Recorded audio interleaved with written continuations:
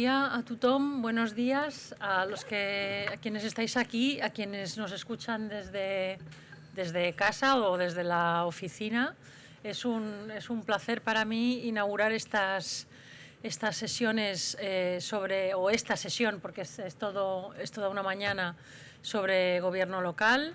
Es una temática que en el CUIM pues, hemos tenido ocasión de desarrollar a lo largo de los años. No ha habido muchas jornadas y mucho interés sobre este tema. Yo creo que es una discusión abierta, la del espacio que deben de ocupar o que ocupan los gobiernos locales en la gobernanza global.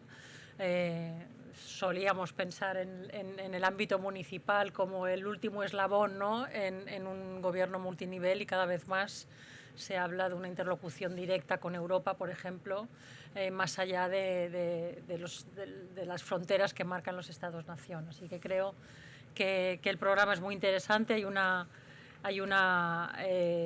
variedad de voces y de temáticas importante, y solamente quería agradecer al director de la Fundación Democracia y Gobierno Local, Alfredo Galán, por la propuesta inicial y por poner en marcha esta jornada de hoy, y a Tomás Font por la dirección académica del encuentro.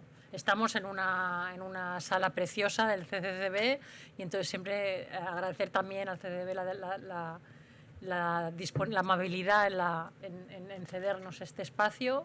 No sabemos si hoy es un día que si llueve, si no llueve, pero vamos a tener la oportunidad de ver estos cielos cambiantes. Así que ojalá llueva. Ojalá llueva.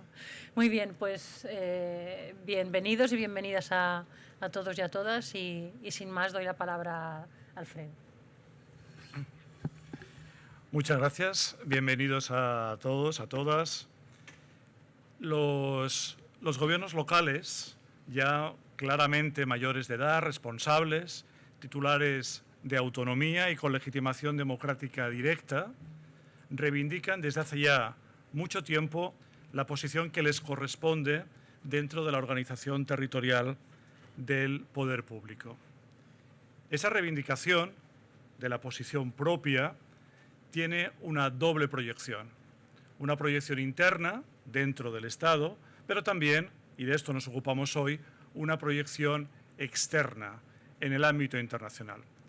Desde la perspectiva interna, la propia del Estado, en el caso nuestro de España, constatamos que, una vez superada la novedad que supuso la creación de las comunidades autónomas por la Constitución, que desde luego eclipsó, recabando toda la atención, eclipsó a los gobiernos locales, bueno, pues ahora los gobiernos locales también llaman la atención. Los gobiernos locales, hoy está totalmente aceptado, constituye uno de los 3 niveles territoriales de gobierno dentro de un Estado territorialmente descentralizado. Un nivel de gobierno, el nivel local, peculiar, que se diferencia de los otros 2 niveles territorialmente superiores. Los otros 2 niveles, el nivel central o estatal y el nivel intermedio regional, se caracteriza, fíjense, por integrarse por un único tipo de entidad pública, el Estado en sentido estricto, en un caso, y las comunidades autónomas por otro. En cambio, el nivel local de gobierno es mucho más complejo, puesto que está integrado por una pluralidad de tipos de entidades públicas territoriales, lo que en nuestra costumbre ha dado lugar a una organización interna en 3 subniveles de gobierno local.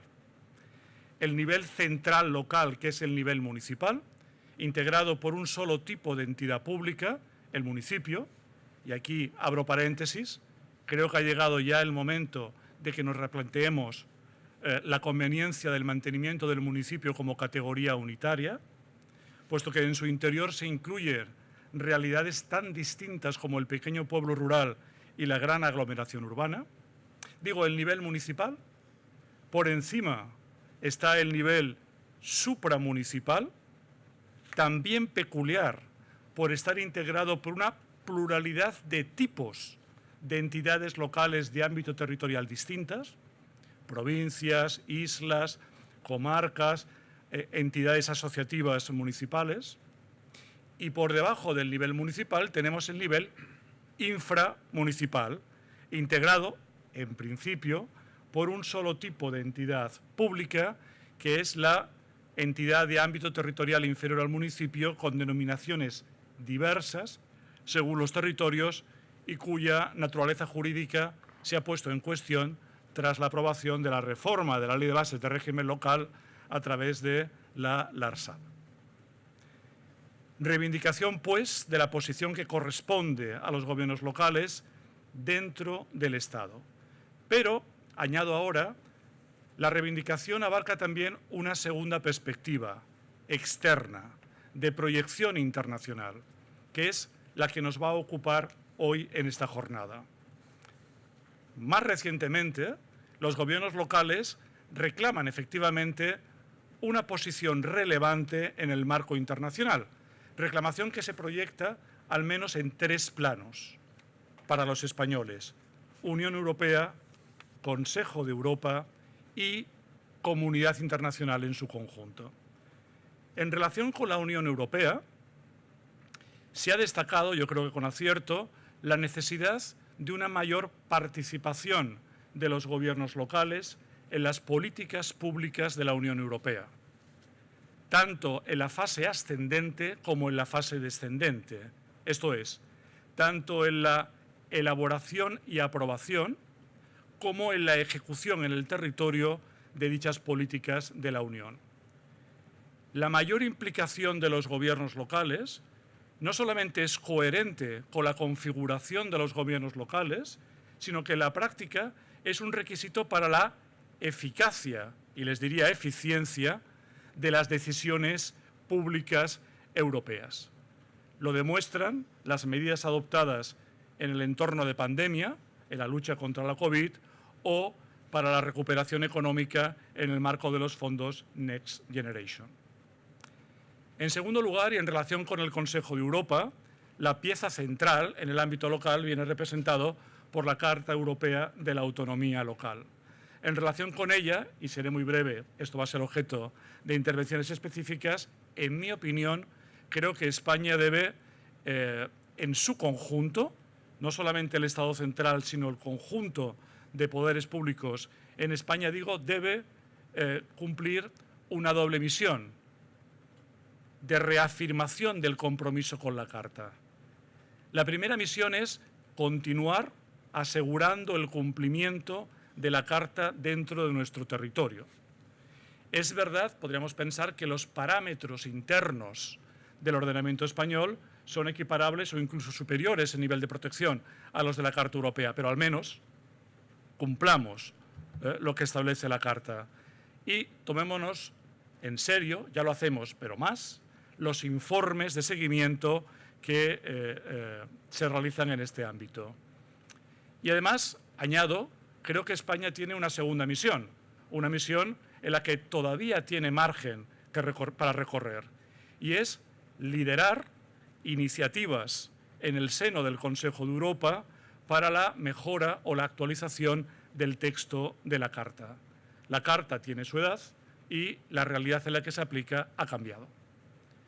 Y por último, en el plano internacional, los gobiernos locales están presentes también en la comunidad internacional en su conjunto. En este plano, sin duda, el protagonismo mayor le corresponde a los entes locales, si me permite la expresión, más poderosos, con más medios, con más presencia, que son, de entrada, sin duda, la gran ciudad, las realidades de aglomeraciones urbanas de corte metropolitano. La gran ciudad, como se ha escrito y muy bien, por ejemplo, por el profesor Tomás Font últimamente, la gran ciudad se convierte en actor protagonista en la escena internacional con un progresivo desplazamiento incluso de los estados.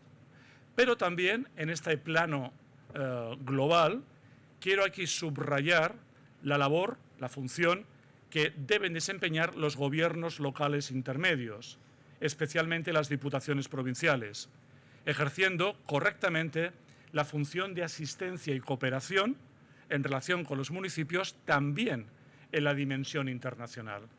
La Diputación de Barcelona es un buen ejemplo de ello. Pues bien, de todas estas cuestiones y de otras nos ocuparemos a lo largo de esta mañana.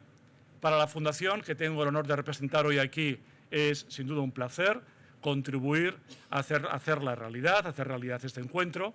El objeto de la Fundación, que tiene ya más de 20 años de existencia, es precisamente impulsar iniciativas de estudio y de divulgación en temas de interés para los gobiernos locales. Y lo que hoy nos ocupa, sin duda, es un tema de interés local.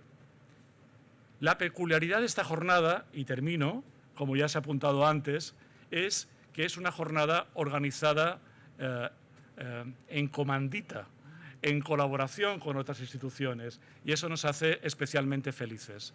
Hemos colaborado desde la Fundación con CUIM, con el consorcio de la Universidad Internacional Menéndez Pelayo. Quiero agradecer muy especialmente a su directora, Margarita León Borja, al gerente Ramón Lluvell, su disponibilidad y el empuje para que esto haya tenido lugar. CUIM ha sido y sigue siendo la atalaya privilegiada para los estudios relativos en organización territorial, especialmente los relacionados con el mundo local en toda España, no solo en Cataluña. La jornada de hoy refuerza y confirma, en mi opinión, este relevante papel. También colaboramos con la Diputación de Barcelona. La Diputación de Barcelona es el corazón de las dos instituciones que hemos coorganizado la jornada, tanto de la Fundación como el consorcio de la Menéndez Pelayo. Y, sin duda, en mi opinión, la Diputación de Barcelona viene liderando, respecto al resto de diputaciones y de los entes locales en general, la preocupación por la dimensión internacional, la presencia internacional del mundo local. Es obligado, creo, reconocer aquí, en relación con la Diputación de Barcelona, la buena labor que viene realizando dentro de la Diputación la Dirección de Relaciones Internacionales de la Diputación de Barcelona. Quiero agradecer de manera expresa y muy sincera la predisposición siempre favorable que en relación con la Fundación ha tenido la Dirección de Relaciones Internacionales. Quiero personarlo en su director, el señor Antoni Montseny, y lo hago extensivo al resto de colegas y muy especialmente por la afinidad y cercanía personal a Octavi de la Varga.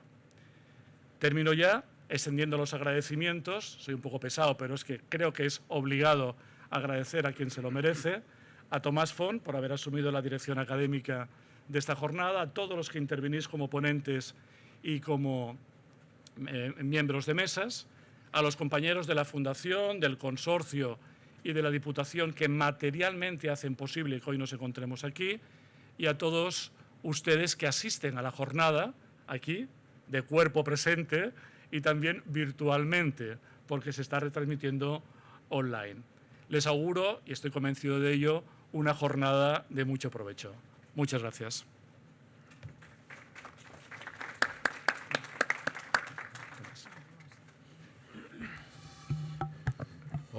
Muchas gracias. Buen día a tothom. Buenos días a todos los que estáis en presencia, los que estáis en streaming. Doy la bienvenida también a todos los participantes, alumnos, estudiantes, colegas profesionales, ponentes, relatores, incluso a los que acaban de llegar. Una bienvenida a todos ellos. Y una palabra de agradecimiento también, naturalmente, a los organizadores de la jornada, al Consorcio de la Universidad Internacional Menéndez Pelayo, Centre Ernest Lluch, a su directora, Marga León, a la Fundación Democracia y Gobierno Local, a su director, profesor Alfredo Galán. Agradecimiento por confiarme en la dirección académica de esta jornada y agradecimiento pues, a todo el personal técnico administrativo de estas instituciones que han trabajado para que el día de hoy sea posible. Fijaros, durante más de 20 años se ha venido celebrando en este consorcio de la Universidad Internacional Méndez Pelayo de Barcelona unas jornadas sobre gobierno local, ¿no? Se hacía referencia anteriormente. Recuerdo el año 1993 haber celebrado el primer curso en la Menéndez Pelayo de Barcelona sobre gobiernos locales. En aquella ocasión el curso fue inaugurado por el entonces alcalde Pascual Maragall y fue clausurado por el entonces rector, llorado amigo Ernest Lluch, a quien y a cuya memoria quiero dedicar un recuerdo especial. A partir de entonces se lanzó esa trayectoria de tener permanentemente, de forma anual, pues un foro de reflexión, de discusión, de debate sobre el papel de los gobiernos locales en el sistema territorial español y europeo. Dio lugar esta iniciativa pues, a posteriores iniciativas como la publicación del anuario del gobierno local, que desde entonces publica primero la Diputación y posteriormente la Fundación Democracia y Gobierno Local, y que ha dado lugar pues, a la configuración de una amplia doctrina publicista, de ciencias políticas, de economía, de haciendistas, en relación con los gobiernos locales. Por tanto, bueno, yo quiero mostrar esa satisfacción por el resultado de esa trayectoria, ¿no? Y la verdad es que quedó interrumpida, pero que recuperar ahora, con la jornada de hoy, esta tradición, esta trayectoria, pues me llena de satisfacción, ¿no? Comprobar que se renueva el interés de las instituciones, el interés de los profesionales, el interés de los estudiantes, de los alumnos, por las materias implicadas con los gobiernos locales, ¿no?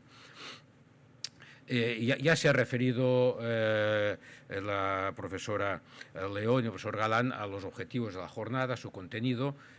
Pues efectivamente se trata sencillamente de ampliar el foco que tradicionalmente hemos utilizado para analizar la autonomía local, ¿no? Y la democracia local.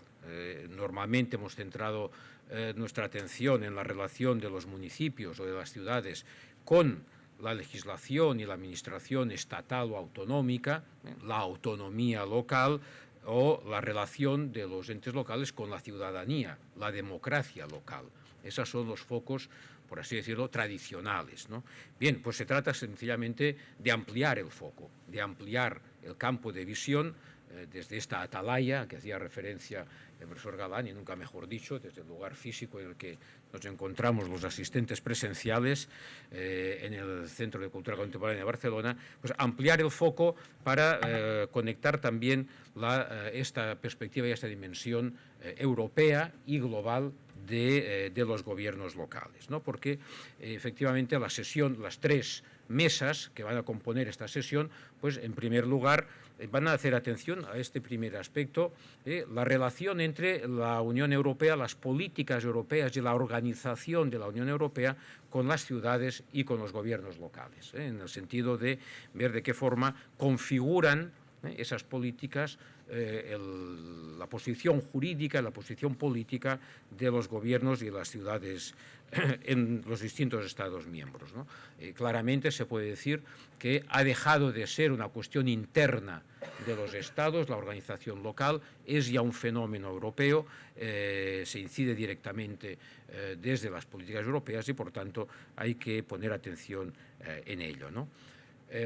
La segunda mesa pues se va a centrar en la otra Europa, no en la Unión Europea, en la Europa tradicionalmente llamada la Europa de los mercados. Hoy ya no es solo esto, pero ese es su origen, pero nos vamos a centrar también en la otra Europa, la Europa de la democracia, la Europa de la autonomía, como es la relación con la Carta Europea de la Autonomía Local y con el Congreso de Poderes Locales y Regionales del Consejo de Europa, ¿no?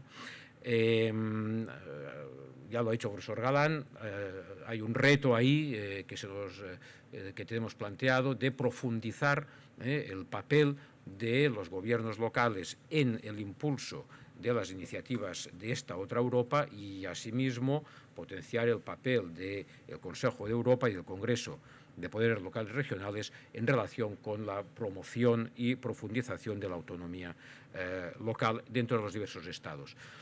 A propósito de ello, y aprovecho para hacer una cuña publicitaria, pues está a vuestra disposición, yo creo que se ha repartido a los asistentes presenciales, un libro promocionado por la Fundación Democracia y Gobierno Local, precisamente sobre el análisis de la Carta Europea de Autonomía Local a los 30 años de su ratificación por España, en este caso, y de su aplicación en España.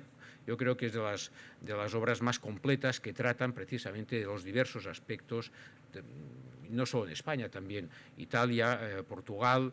Hay diversas consideraciones sobre la efectiva aplicación, el valor jurídico, etcétera, de la Carta Europea de Autonomía Local. En fin, la tercera sesión ya nos sitúa ante una posición más amplia, la acción exterior de los entes locales y su incorporación en las redes, el nuevo fenómeno de las redes de ciudades, redes europeas y mundiales. Por tanto, es una nueva manera de actuar, de ejecutar la autonomía local, no solo hacia adentro, sino también en esa situación de competencia, de concurrencia y de cooperación entre ciudades. Las ciudades, los gobiernos locales compiten entre sí, cooperan y compiten en el escenario global, ¿no? Decía el Financial Times en la editorial en la semana pasada, pues efectivamente ante las elecciones de los alcaldes metropolitanos que se van a desarrollar dentro de 15 días en Gran Bretaña, decía, bueno, clarísimamente son los grandes motores de la presencia institucional, de la proyección institucional, y reclamaba una mayor devolution todavía en favor de las grandes ciudades. Bien, pues es esa proyección ya general del fenómeno de las ciudades. Hoy se puede decir que las ciudades están, lo decía un famoso historiador francés, ¿no? La historia de Europa, decía Ferdinand Brodel, es como una carrera, ¿no? Una carrera siempre de la ciudad contra el Estado. Esa es la historia de Europa, ¿no? En estos momentos parece que las ciudades atrapan ya al Estado en muchas de sus funciones, de definición de derechos, de regulación de la economía, de composición de intereses. Se les está pidiendo a los gobiernos locales, las ciudades, que desarrollen esas funciones propias del Estado. Pues bien, ahí debe estar atenta la academia, las administraciones, los centros de reflexión, los centros de debate, para acabar de configurar cuál es esa nueva posición de los gobiernos locales, las ciudades, en este mundo ya europeo y global, que es el que nos convoca hoy día. De manera que deseo que este curso sea de mucho interés para todos ustedes y reitero mi agradecimiento a las organizaciones que lo han impulsado. Muchas gracias.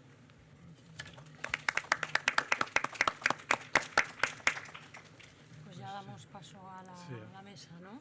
Sí, si os parece ahora, en un minuto, llamamos a los dos compañeros que van a formar parte de la primera mesa. Gracias, Marta.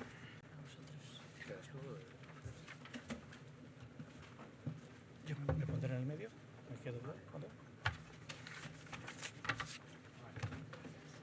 Me pongo por allá. Sí, por favor.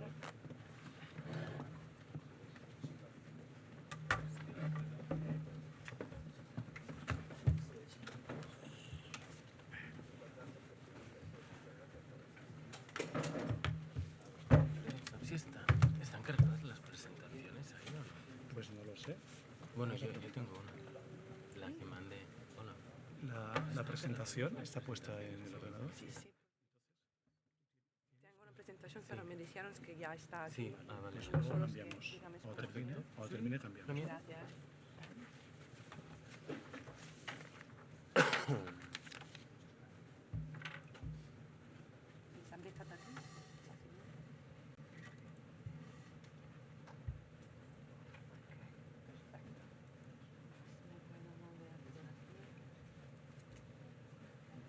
Has hecho una introducción tan buena que digo, pues ya está, nos vamos. Espérate, que ahora esto está improvisado. Perfecto, gracias. A ver si no puedo, ¿cómo os llamáis?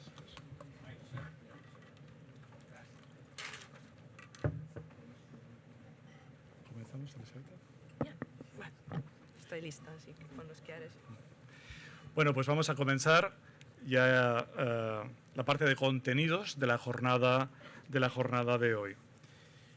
La primera de las mesas, de las partes de esta jornada, versa sobre los gobiernos locales ante la Unión Europea.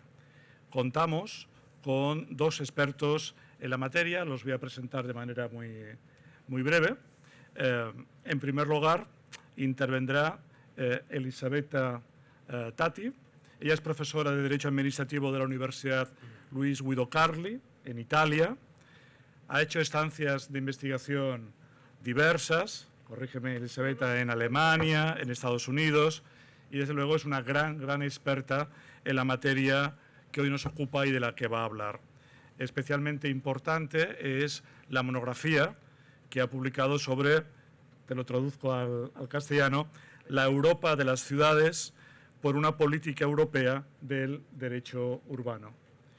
A continuación, intervendrá después, sin solución de continuidad, el señor Arnau Gutiérrez, que es gran experto en la dimensión internacional de los gobiernos locales.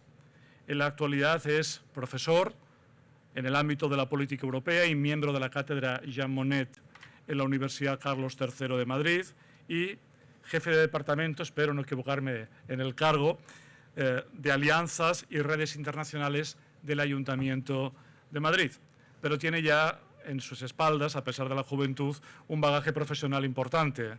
Ha sido experto de relaciones internacionales en la Diputación de Barcelona y profesor y docente en centros como la Universidad Autónoma de Barcelona, la Universidad Pompeu Fabra, la Jarston University o el Institut de Barcelona de Estudis Internacionals. En su haber tiene también, desde mi punto de vista, un gran mérito y es ser una persona muy cercana a la Fundación y que espero que en el futuro lo sea todavía más. Pues bien, ya sin añadir nada más, Elisabetta, cuando quiera, tienes la palabra.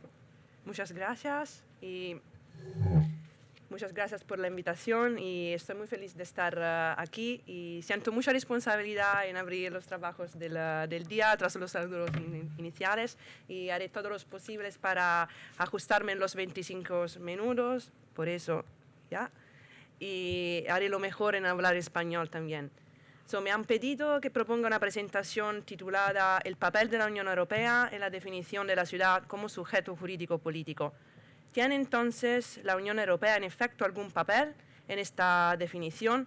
La respuesta es sí. Primero, probaré estas tesis partiendo de una distinción entre un papel consciente y un papel inconsciente de la Unión Europea. En cuanto al papel consciente, me referiré a la historia de Europa y al papel que han desempeñado las ciudades en la construcción y la identidad del continente, argumentando que la Unión Europea como institución hereda, por lo tanto, un papel heredado, con mayor o menor conciencia, la superimposición milenaria, el factor temporal, de hechos persistentes en su territorio como elemento espacial. Por lo que respecta al papel consciente, me referiré entonces a la génesis de la política urbana de la Unión Europea, sin anticipar, no obstante, los acontecimientos más recientes, que serán objeto de otras intervenciones. El papel de la Unión Europea y la definición de las ciudades como sujeto jurídico-político juega hoy principalmente en torno a la disponibilidad de recursos financieros y la realización de proyectos locales de desarrollo sostenible, que la política urbana entiende desde hace mucho tiempo como integrados, no sin desdeñar el valor agregado del desarrollo urbano para el conjunto de la sociedad europea. En segundo lugar, una vez evidenciado el papel de la Unión Europea a través de la historia y las políticas públicas, presentaré también aquellos espacios que se pueden definir nicho, que dado el legado del Estado-Nación y la conformación actual del ordenamiento jurídico europeo, emergen para un rol activo de las ciudades. Estas intersecciones institucionales ponen de manifiesto las oportunidades que la ciudad europea, definida en su complejidad y precisamente por estar incluida en el ordenamiento jurídico europeo, ofrece para garantizar los derechos e intereses de sus ciudadanos, tanto a través del ejercicio de funciones administrativas como del acceso a la justicia. El objetivo, en tercer lugar, es poner de relieve cómo el papel de la Unión Europea en una definición no solo en sentido descriptivo, sino también normativo, es decir, imponiéndose como actor de la ciudad como sujeto jurídico-político, consiste, quizá trivialmente, en el simple estar ahí del ordenamiento supranacional. un quid pluris que potencia la naturaleza originaria de la ciudad, adormecida, se puede decir, con el advenimiento del Estado-Nación. Ayuda a aclarar esta última afirmación una conceptualización amplia de la idea de la ciudadanía. No tendré tiempo para dar muchos detalles sobre este tema, pero estoy abierta a recibir preguntas. En conclusión, casi se podría invertir el título de la ponencia, sin que ello cambie el tenor de la discusión, preguntándose también, y no solo quizá, cuál es el papel de la ciudad como sujeto jurídico-político complejo para la definición de la Unión Europea como ordenamiento. Partiendo de la primera hipótesis, la variable histórica como papel inconsciente, se puede afirmar que entre los factores que han contribuido a la formación del continente europeo y de su sociedad se encuentran las ciudades. No cabe duda de que el europeo es uno de los mayores y más antiguos sistemas urbanos. Su análisis, por tanto, reviste especial interés para la dinámica de la integración europea. Si la ciudad medieval ha dejado su legado a la Europa de hoy a través de la idea del comune municipio y de las asociaciones de ciudadanos, si la ciudad en el Estado-Nación, gracias a su aparato administrativo, ha dejado a la Europa de hoy un sistema mixto de colectividades locales y autonomías, la ciudad industrial contemporánea, con sus conflictos sociales, por su parte, ha permitido un debate serio sobre el contenido sustancial de la democracia, pero también ha legado a la Europa de hoy problemas ecológicos y de sostenibilidad.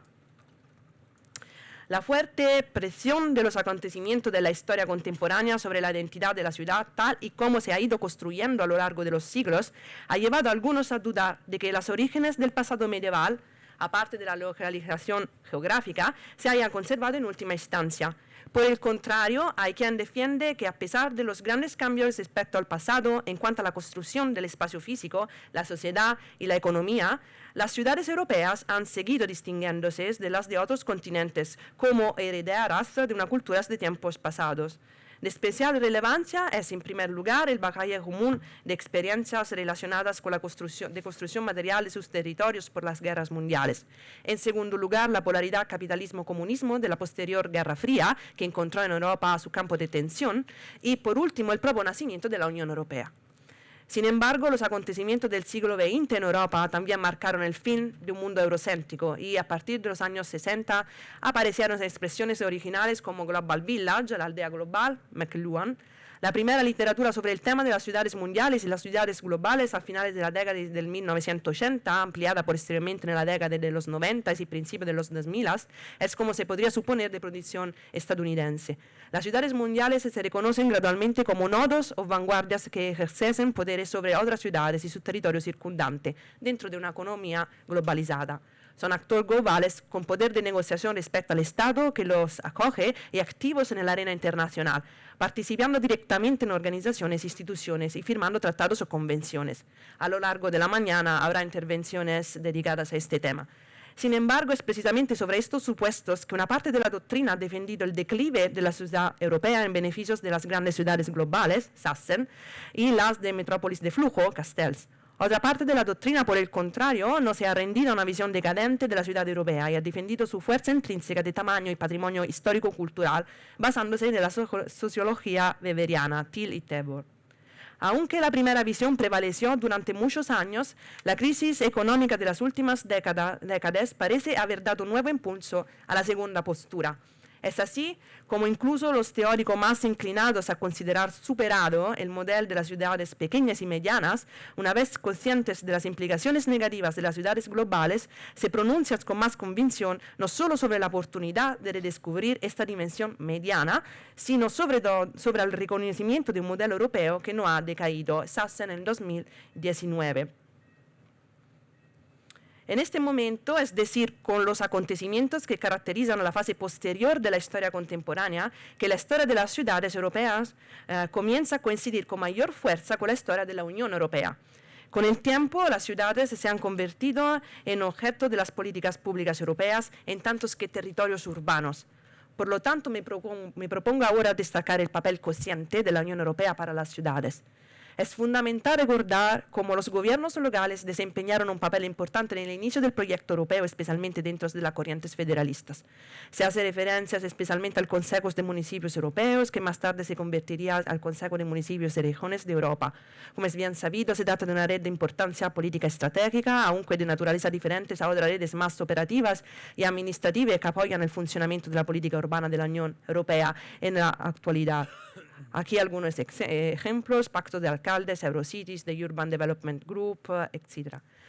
Tras el final de la llamada Guerra Fría, la reunificación de Alemania y la progresiva ampliación de la Unión Europea hacia el este, las redes europeas de entes locales y regiones han ido ganando visibilidad, aunque solo sea pensando en las influencias que el Consejo de Municipios y Regiones de Europa, en particular, ejerció en el Tratado de Maastricht.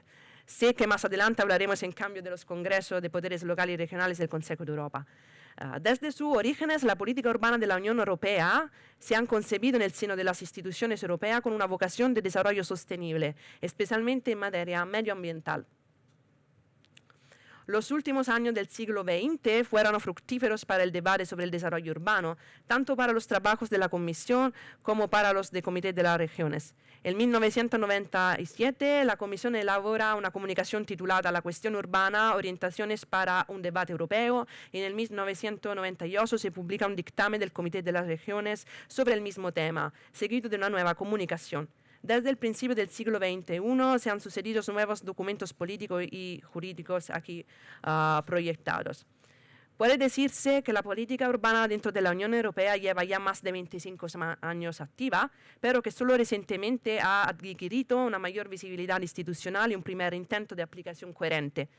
Esto se debe en gran medida al Pacto de Ámsterdam y al papel de la comparación entre ciudades mediante proyectos piloto, el intercambio de buenas prácticas y la creación de redes urbanas cada vez más estructuradas. Sin embargo, el camino de la política urbana en la Unión Europea sigue incompleto. A pesar de ello, los documentos publicados evidencian rápidamente un intenso debate teórico que se ha enriquecido recientemente con nuevas percepciones. Por ejemplo, surge una fuerte propensión a identificar las ciudades como los sujetos que, más que otras instituciones, pueden contribuir al desarrollo sostenible, no solo desde el punto de vista medioambiental, sino sobre todo en su versión integrada en las dimensiones social, económica y, por supuesto, medioambiental. La diferencia es más acusada respecto al pasado, sobre todo desde el 2014, año en el que se inició la penúltima programación de los fondos estructurales, consiste precisamente en la mayor coherencia y unidad con la que se intenta catalogar el conjunto de iniciativas relacionadas con el desarrollo urbano. Se trata de esa función de coordinación a la que ya se aludía en el Libro Verde del 1990 y que en los últimos años ha desempeñado la agenda urbana. En particular, abordando el tema desde el lado del Better Funds, más que desde el Better Knowledge y Better Regulation, el léxico de la agenda urbana, resulta evidente cómo la política urbana se beneficia o se solapa con la política regional de la Unión Europea. La estrategia de seguir los fondos, se podría decir, para las ciudades también es muy fructífera a la hora de extraer la jurisprudencia urbana europea pertinente. Con el tiempo también ha crecido la conciencia del papel que las ciudades podrían desempeñar en abstracto y en concreto en el proceso de integración europea, especialmente en el refuerzo del vínculo con las comunidades. Previo el análisis de las interacciones entre el ordenamiento jurídico europeo y la ciudad, la segunda parte de la argumentación del día está la conciencia de la complejidad de las respectivas definiciones. En este contexto, repasaré brevemente las características más destacadas de la ciudad que deben tenerse en cuenta para captar las oportunidades del ordenamiento europeo para su activismo. El análisis histórico resumido más arriba revela cómo es el comune, el municipio, la primera forma de poder que reivindica el lugar de ente intermedio entre el Estado y el individuo. Hay que imaginar, por tanto, que el Estado habría suprimido las características originales del comune, si bien este conservaría, al menos potencialmente, su patrimonio genético como asociación de ciudadanos con un imperium propio. La tipicidad de la ciudad europea con su espíritu latente surge también en la comparación con el sistema norteamericano, donde el Estado no tiene orígenes comparables a los del medioevo europeo, aunque solo sea en términos temporales, y donde la ciudad se concibe directamente, salvo en una fase muy temprana y solo en la parte nororiental, la de los padres peregrinos, como una autoridad local subordinada al Estado. Por tanto, se puede definir la ciudad europea, sin que ello sea limitativo, como una entidad territorial local con órganos elegidos de forma directa y con competencias generales, normalmente coincidente con un municipio o ayuntamientos, que se puede definir como urbana en función de los parámetros demográficos del área funcional en la que se encuentra, densidad de población según los criterios de Eurostat, por ejemplo. He tratado extensamente las razones de esa elección en el libro dedicado a ello. No puedo entrar aquí en demasiados detalles. Sin embargo, me gustaría subrayar algunos aspectos. Por una parte, la elección de considerar la ciudad como autoridad local elegida directamente tiene un cuádruple ventaja en términos de seguridad jurídica y de análisis politológica. En primer lugar, los límites administrativos son seguros. En segundo lugar, se refuerza la tradición del ordenamiento local del estado de pertinencia. En tercer lugar, se puede analizar más fácilmente la dinámica de politics y policy. Por último, se tiene la oportunidad de observar si realmente han surgido nuevos entes locales metropolitanos similares a los municipios en los ordenamientos jurídicos nacionales. Por lo tanto, es importante mantener el concepto de ciudad como actor colectivo en la definición, tanto porque esto puede apoyar el papel activo de la ciudad de la gobernanza europea multinivel, a través del caso de la política urbana de la Unión Europea, por ejemplo, como por su contribución al proceso de integración europea. Volveré sobre este aspecto al final. Por otra parte, mantener las referencias a las estadísticas, la demografía y la geografía urbana en la definición tiene una triple ventaja. La comparación a escala europea, el uso de un lenguaje universalmente comprensible al basarse en datos y la posibilidad de tener en cuenta el área urbana funcional, con todos los problemas que conlleva. Según los cálculos estadísticos de Eurostat, es posible afirmar que la ciudad europea tipo es de tamaño pequeño y mediano. Recordarán las referencias hechas al principio sobre el modelo de ciudad europea que no ha desaparecido. La coincidencia entre ciudad y municipio no debe llevar, por supuesto, a ignorar la geometría variable del fenómeno urbano, sino más bien permitirnos considerarlo desde el ámbito local por excelencias, a pesar de los inevitables cambios sufridos al estar englobados en el Estado. De hecho, el esqueleto administrativo local varía en las diferentes experiencias europeas por la forma en que se rediseña el territorio dentro de las fronteras estatales. Los municipios de facto han experimentado y experimentan de forma diferente el entrelazamiento de las formas de agregación, los procesos de urbanización y los impulsos de descentralización. Teniendo en cuenta estas facetas de la definición de ciudad, he podido rastrear en el pasado casos concretos de interacciones entre los ordenamientos urbano y europeo. En realidad, la investigación ha sido fructífera también al pensar en los destinatarios de la política urbana de la Unión Europea y también en seguir el flujo de recursos financieros. En algunas situaciones, la ciudad misma aparecía como destinataria directa de la política urbana, además de sujetos individuales como ciudadanos y empresas. No podré repasar los casos en detalle, pero teóricamente las interacciones pueden seguir el siguiente esquema en el que se relaciona Estado, Unión Europea y la ciudad.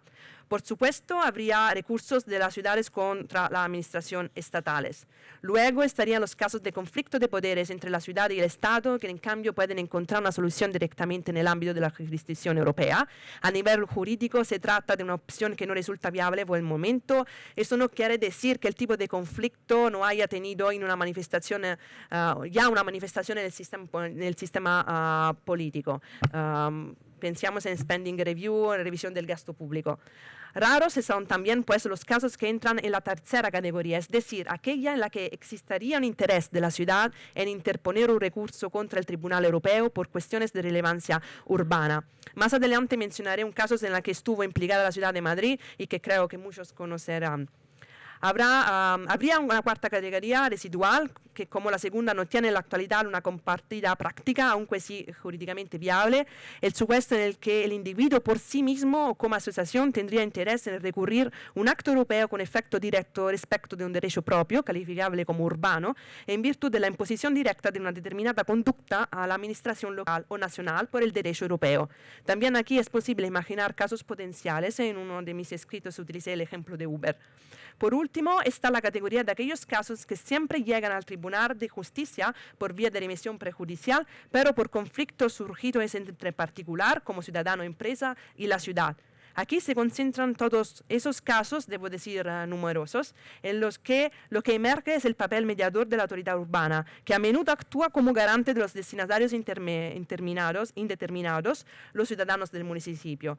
Las ciudades defienden su posición específica con respecto a los derechos e intereses urbanos, a veces para mejor, otras para peor. Esto depende de lo bien que se consiga el equilibrio entre las libertades fundamentales reconocidas por el derecho europeo, por ejemplo, la libertad de establecimiento, y las razones imperiosas de interés general especificadas por el propio derecho europeo, por ejemplo, con respecto a la protección del medio ambiente urbano. En algunos de estos casos puede decirse que las ciudades contrarrestan los derechos económicos, libertades negativas, defendiendo los derechos sociales y medioambientales, entendiéndose estas como libertades positivas. En otros casos puede decirse, por el contrario, que son los individuos los que exigen a la ciudad un mejor equilibrio de intereses en virtud del propio derecho europeo. Las hipótesis mencionadas se han reconstruido en detalle, pero comprender el papel que la ciudad puede desempeñar dentro de la gobernanza multinivel compleja como la europea, tanto en calidad de sujetos como de objetos. Hablamos de conflictos de competencias, casi hipótesis de preemption en el léxico norteamericano, que se desarrollan, sin embargo, en tres niveles: supranacional, estatal regional y local regional dependiendo de la forma del Estado. Todas estas categorías se consideran útiles para poner de manifiesto los espacios de acción de la ciudad europea en la gobernanza multinivel. En efecto, una vez situada en un espacio nicho institucional con respecto a las normas de competencia, esta es la primera categorización, puede observarse con más detenimiento con respecto a las normas de conducta.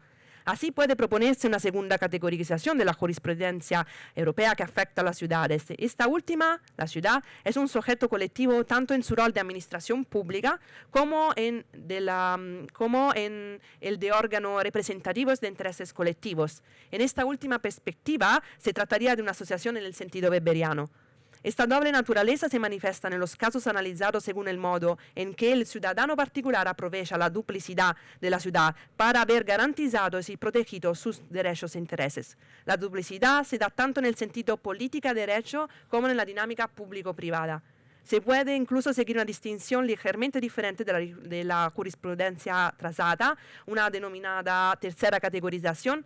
La ciudad como sujeto puede hacer dos cosas. Por un lado, puede hacer valer sus derechos e intereses por sí misma, como en el caso de las expectativas legítimas con respecto a los fondos europeos. Por otra, como si fuera una asociación comercial, hace valer indirectamente los derechos e intereses de sus ciudadanos. Esta tercera categorización tiene el mérito de poner de manifiesto la capacidad de la ciudad para ser titular de derechos que le son propios como sujeto. Como administración pública, en primer lugar, la ciudad puede ser el actor existente en las disputas y lo que se cuestiona es la forma en que, a través de sus acciones, ha sido incapaz de garantizar un derecho o interés del sujeto privado.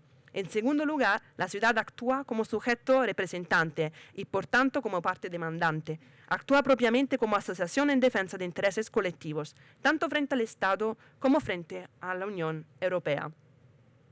Consideramos el recurso hoy ya un clásico de París, Bruselas y Madrid en el caso de las emisiones contaminantes de gasóleos.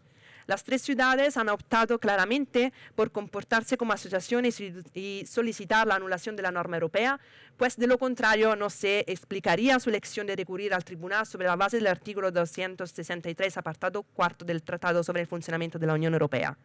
Su estrategia se basa en la defensa de intereses concretos que diferencian sus condiciones de las de otras ciudades. Las autoridades municipales no actúan oficialmente con un espíritu de impugnación general, pero teniendo en cuenta el tipo de intereses en juego y la naturaleza de los demandantes, es bastante obvio que el asunto tiene una resonancia política especial y un amplio efecto territorial. Así, de hecho, las ciudades, y no solo las 3 ciudades, defienden intereses difusos para todos los ciudadanos europeos. Al mismo tiempo, es precisamente debido a la estrategia de la Comisión Europea y a la necesidad de que las ciudades apoyen aún más su derecho a desafiar la norma, que su naturaleza de administración públicas territoriales adquiere relevancia. Esto es cierto en lo que respecta, en este caso, a la centralidad de sus competencias en la regulación del transporte, la movilidad y el tráfico. Al final, las ciudades triunfan en primera instancia, no es en segunda, desgraciadamente, también y sobre todo porque son administraciones públicas con competencias propias y no órganos representativos ni las llamadas asociaciones en el sentido weberiano. Espero que se pueda percibir cómo vuelve la definición de ciudad, tal como la anuncié al comienzo con todas las matices. Como se ha visto en algunos casos jurisprudenciales, la ciudad puede aparecer también como órgano representativo de una pluralidad indistinta de ciudadanos e individuos urbanos. Así pues, también habría destinatarios indeterminados de la política urbana de la Unión Europea. En consecuencia, cabe preguntarse quién se beneficia de la política urbana de la Unión Europea. ¿Los ciudadanos urbanos? ¿Quién son los ciudadanos urbanos? Con esto me adentro en la hipótesis final, es decir, la inversión de los términos de las tesis sin cambiar el resultado.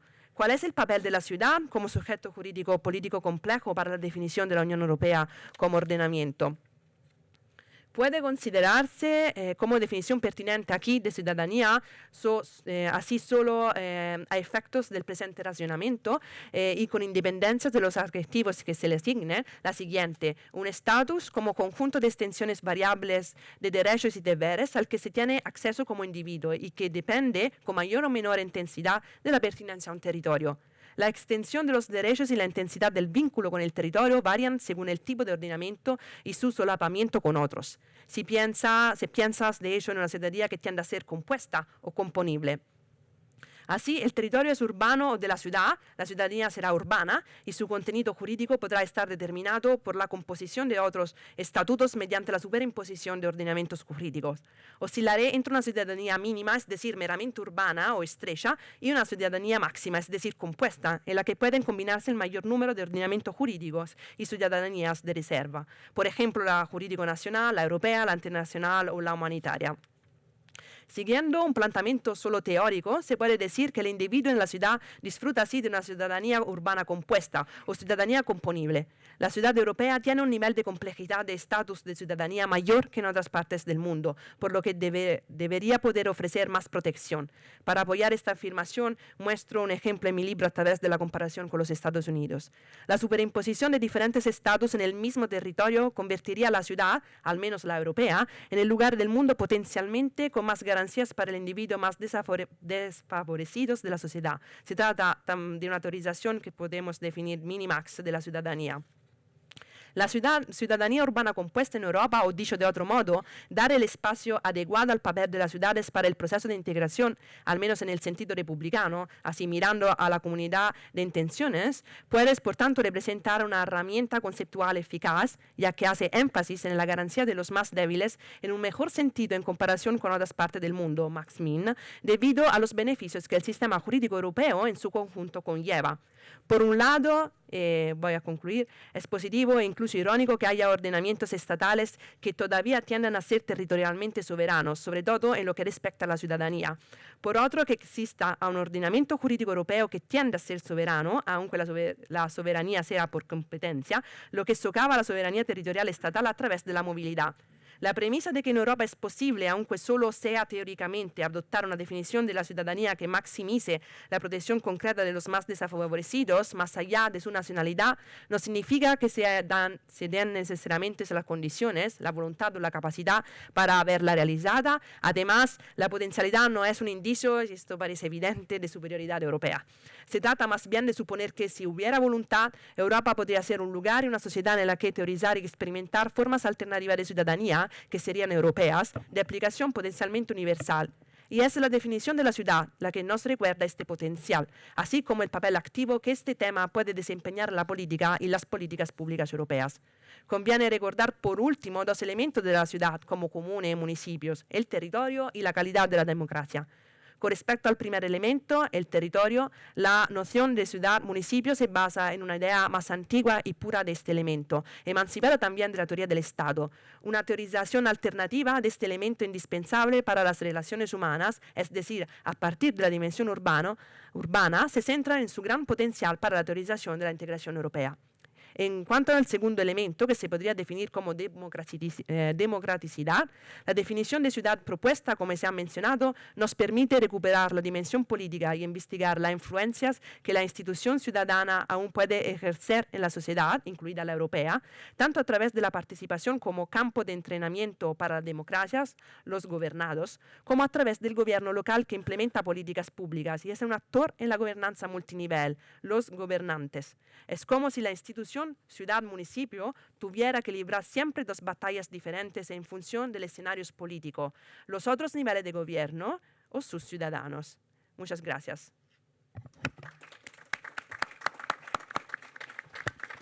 Muchas gracias Elisabetta por la intervención, que ha sido muy interesante. Gracias por hablar en castellano mucho mejor que yo. Y si os parece ya, sin perder más tiempo, cambiamos. Tienes que sentarte allí, ¿verdad? Para poder utilizar, cambiáis los lugares.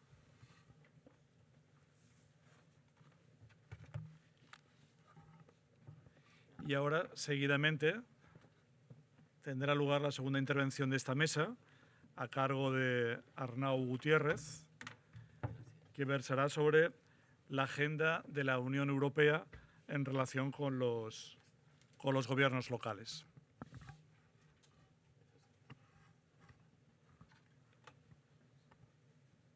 Bueno. Pues cuando quieras, Arnau, tienes la palabra. Muchas gracias, profesor Galán, Alfredo, amigos.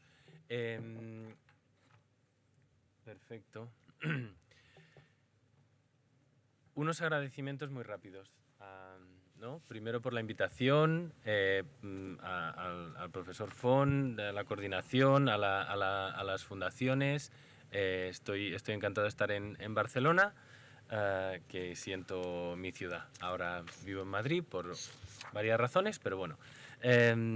Y estoy abrumado por la intervención de Elisabetta, que me ha encantado y de verdad me ha abrumado.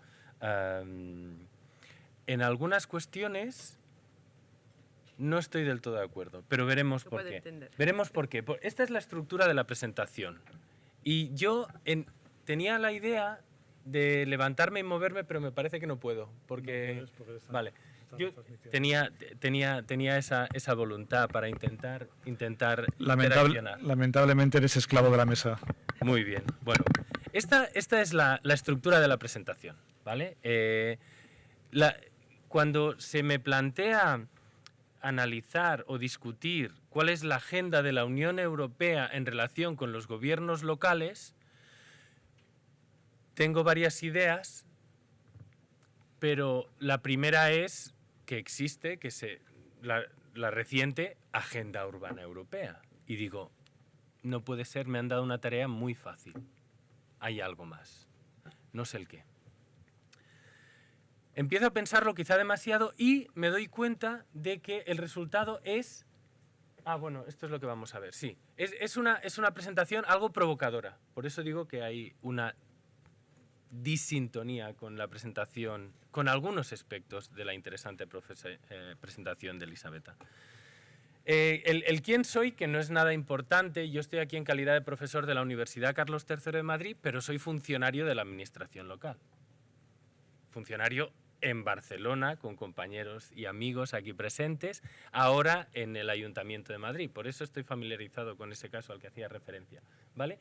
Lo que vamos a ver es el rol de los gobiernos locales y específicamente cuál es la agenda que tiene la Unión Europea para los gobiernos locales, más allá de las definiciones o variables, distintas dimensiones que aplica, ¿vale? ¿Y por qué? ¿Por qué hacemos eso? Tiene sentido y yo creo que todos somos capaces como de entender por qué es importante fijarse en la agenda urbana de la Unión Europea, ¿vale? Solo algunas de las citas de Elisabetta han sido muy interesantes, voy a añadir algunas, más allá, no solo de al hablar de la ciudad global y de Saskia Sassen, que también tengo unas referencias, sí, al final, ¿vale? Están algunas de esas referencias. Hay un libro que a mí me gustó mucho, que es del año pasado, que es El malestar de las ciudades. ¿Por qué las ciudades se encuentran mal? ¿No? Jorge Diony López, que antes había escrito El país de las piscinas, ¿no? El malestar de las ciudades es un libro que me gustó mucho y que es muy crítico también con el papel que están jugando las ciudades actualmente en varios niveles, ¿vale? Por lo tanto, desde una lógica, digamos, académica, pero también como practitioner, creo que es evidente que en la ciudad se conjugan la capacidad de las políticas públicas, más allá de la definición o de los distintos niveles de gobiernos locales al que hacía referencia el profesor Galán, la capacidad de desempeñar políticas públicas que afectan o que tienen una dimensión, podríamos decir, europea o global, ¿vale? Son los desafíos globales. ¿Por qué? ¿Queremos menos coches en las ciudades? Porque queremos ir andando a los sitios, pero queremos menos coches en las ciudades para que haya menos polución, estemos más sanos, para luchar contra el cambio climático, ¿vale? Las ciudades defienden los intereses de sus ciudadanos, sí, pero, ¿no? Y lo apuntaba Elisabetta hace un momento, se habla, y aparece, se habla de la necesidad de fomentar la cohesión social, la cohesión económica, la cohesión territorial, y eso es una evidencia a nivel europeo. Pero los gobiernos locales no son solo las ciudades globales de Saskia Sassen, Nueva York y Londres y Tokio, sino que también son las pequeñas ciudades o las ciudades medianas. Y ahí tenemos otra tensión importante, que no es solo el grande contra el pequeño, sino también es el conectado con el mundo, con el que no está tan conectado, o incluso puede haber sesgos de carácter político e ideológico en esas tensiones, ¿vale? Cuyo objetivo cuyo análisis no es el objetivo de esta sesión, ¿vale? Vamos con ello. Espérate, que no quiero pasarme de tiempo porque he visto que lo llevaba muy perfectamente cuadrado Elisabetta y que eres muy exigente con el tiempo. Yo te aviso, no te Sí, preocupes. perfecto. Vale, cuando hay que encontrar cuál es la agenda, cuando quiero responder a cuál es la agenda de la Unión Europea en relación con los gobiernos locales, que esa fue exactamente la pregunta, ese es mi cometido, se me ocurren varias cosas, pero este va a ser el recorrido que vamos a hacer. Se me ocurre ver cuáles son los principales manuales para entender, para estudiar la Unión Europea. Los manuales que utilizo en mi asignatura European Politics, además, ¿no? O algunos de los manuales, básicamente Higgs and Hoyland, ¿no? Y también el de Wallace y otros, ¿no? Policy Making in the European Union, The Political System of the European Union. En sus glosarios no hay ninguna referencia a los gobiernos locales. Creo que tampoco a lo urbano, al hecho urbano.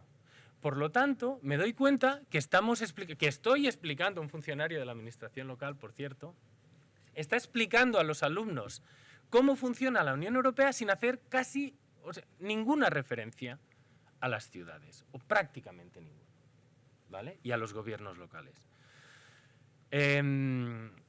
Es posible que no se hayan dado cuenta estos expertos, pero son muy listos, lo han analizado bien, ¿vale? Y digo, bueno, esa es la lectura que hacen Higgs and Hoyland, por ejemplo, o Helen Wallace, ¿vale? Lo digo porque para responder a la pregunta, más allá de los manuales, voy a las instrucciones. Las instrucciones, así lo llamo. Las instrucciones son los tratados. Las instrucciones de la Unión Europea, ¿cómo funciona? ¿No? Como en los medicamentos. Instrucciones. Voy a llegar a las instrucciones actuales, pero quiero empezar con las instrucciones pasadas, con el origen del proceso de integración. Todos conocemos, no voy a hacer un desarrollo amplio de del final de la Segunda Guerra Mundial y de la preocupación de los europeos por la paz, ¿vale? Pero básicamente los conceptos local o gobierno local, los conceptos ciudad o el concepto urbano no aparecen en ninguno de los textos fundacionales. En ninguno. Cero. ¿Vale? En el Tratado de París, de la CECA, ¿no? La Comunidad Europea del Carbón y el Acero, no aparece ninguno de los tres conceptos, ni en los tratados de Roma, digamos, en el Euratom, en el Tratado Constitutivo de la Comunidad Europea de la Energía Atómica, no aparece. Y si es verdad que en el Tratado de la Comunidad Económica Europea sí hay una referencia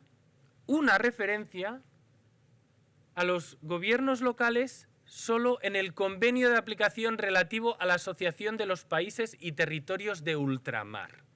Es decir, los franceses dijeron, vamos a hacer referencia a que en nuestras colonias, nuestros territorios de ultramar, hay ciudades, hay gobiernos locales. Por lo tanto, ninguno de los tres conceptos podríamos decir que aparece en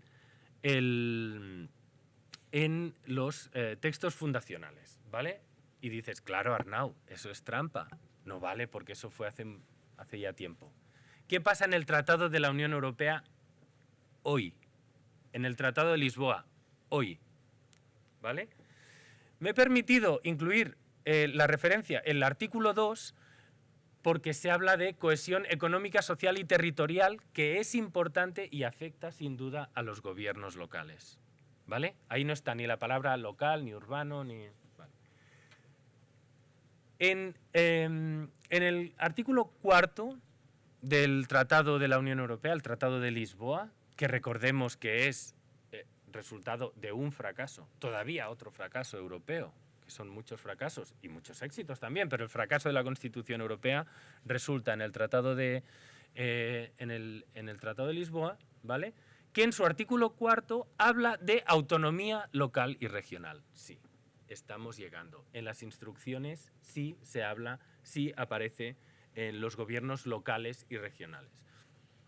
Concretamente en el artículo 4 y el artículo 5.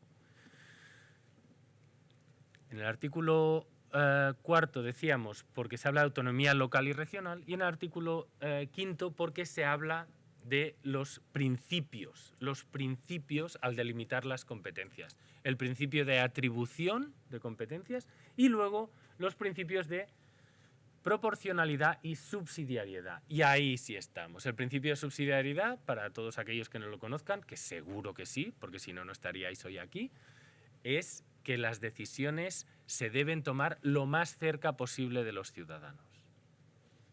En este entramado europeo, este policy making europeo, donde por cierto apenas se hace referencia a los gobiernos locales, sí en el artículo 5 aparece el término local vinculado a la subsidiariedad y por lo tanto a la necesidad de tomar decisiones no solo a nivel europeo, sino a nivel estatal o a nivel regional o a nivel local, ¿vale? Esto es todo lo que aparece local, en artículo 4 y 5, en el Tratado de la Unión Europea. Pero aquellos que ya estamos más avezados a intentar entender el proceso de integración europeo, sabemos que las instrucciones van más allá. Y además se llama así. El TFUE, el Tratado de Funcionamiento de la Unión Europea. Eso ya son las instrucciones muy detalladas. Pues tampoco aparece el término urbano, tampoco aparece el término ciudad y aparece el término local en algunos artículos que no son centrales y veremos por qué, ¿vale? No me quiero entretener mucho, pero en esta parte de las instrucciones, que esto ya es la parte muy detallada, los artículos, el 123 y siguientes, aparece en las autoridades locales y regionales cuando habla del Banco Central Europeo y los bancos centrales, cuando básicamente dice no vamos a pagar vuestra cuenta nunca, me da igual los compromisos que asumas, ¿no? Los bancos nacionales o los bancos centrales y el Banco Europeo no asumirá deudas de gobiernos regionales o locales. ¿vale? En los artículos 170 y 196 hace referencia a las redes transeuropeas. No son las redes de las que hablaremos luego, que hablará Marta Galcerán, si no me equivoco, o las redes a las que hacía referencia Elisabetta, y yo haré alguna referencia luego. Son las redes transeuropeas de comunicación, de los trenes, las vías férreas, las carreteras, las autopistas, ¿no? La E90 o la, ¿no? Que hay una superposición, le ponen nuevos nombres a nuestras carreteras que son nacionales o comarcales o locales, ¿no? También forman parte de un entramado europeo. Y por último, en el artículo 300, donde aparecen los órganos consultivos y se cita el Comité de las Regiones. ¿Vale? Solo en esas tres instancias aparecen los gobiernos locales en el Tratado de Funcionamiento de la Unión Europea. Bien es cierto que hay alguna referencia en varios de los protocolos anexos, en el protocolo 2 sobre subsidiariedad y proporcionalidad, en el 4 otra vez sobre bancos centrales y Banco Central Europeo, en el 12 sobre el procedimiento aplicable en caso de déficit excesivo y el 26 sobre interés general. Entendiendo interés general, qué pasa si hay un huracán, o, ¿no? Cómo protegernos, cómo deben colaborar las instituciones. Por lo tanto, los gobiernos locales apenas aparecen en las instrucciones europeas. Apenas. ¿Vale? Eso no quiere decir que no existan, eso no quiere decir que no sean útiles y que no tengan bondades, apenas aparecen. Y como apenas aparecen, tampoco se exige directamente, aunque sí indirectamente, a posibles países que quieran adherirse, que quieran sumarse a la Unión Europea. Los llamados criterios de Copenhague, los criterios de adhesión, ¿no? El artículo 49 del Tratado de la Unión Europea hace referencia a que si alguien quiere unirse a este club, al club de la Unión Europea, debe tener instituciones estables que garanticen la democracia y por ahí entran los gobiernos locales y los gobiernos regionales, ¿vale? Instituciones estables, economía de mercado y ser capaces de hacer suyo el llamado acervo comunitario, ¿no? Ese conjunto de normas, regulaciones, leyes. Por lo tanto, digamos, se exige una estructura multinivel. Se exige una estructura multinivel, sin detallar exactamente cómo deben ser los gobiernos locales, aunque sí se, podríamos decir de forma sutil, podemos hablar de las NUTS, que son las NUTS, nomenclatura de unidades territoriales estadísticas. También sabréis, si estáis hoy aquí, que tenemos NUTS 1, NUTS 2 y NUTS 3, ¿no? Son distintos niveles que están por encima de lo local y por debajo de lo nacional, de lo estatal, ¿vale? Y que se crearon con fines estadísticos en los años 70. La Unión Europea dice, necesito tener información sobre mi territorio. Voy a inventarme una división que vamos a llamar NUTS. NUTS es el acrónimo en francés, ¿vale?